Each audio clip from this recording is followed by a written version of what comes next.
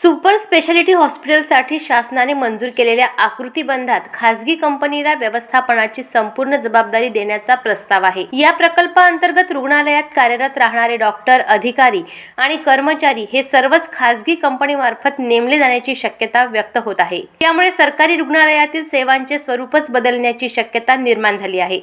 यामुळे रुग्णांवरील खर्च, गुणवत्तेतील बदल तसेच शासकीय नियंत्रण कितपत राहणार याबाबत वैद्यकीय क्षेत्रात चर्चा सुरू झाली आहे।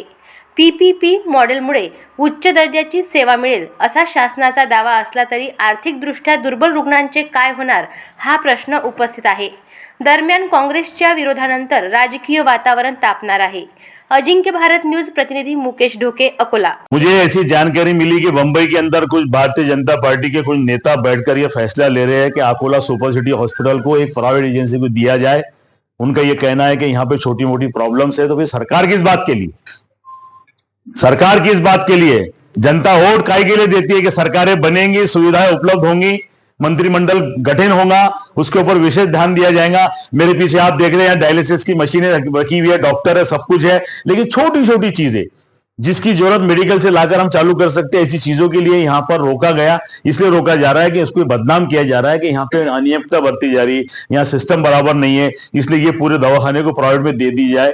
गलती मत करना सत्ताधारी, अगर ये एजेंसी को आपने, ये दवाखाने को आपने प्राइवेट में दिए तो यहाँ सत्ताधारियों की हम ईंट से ईंट बजा देंगे।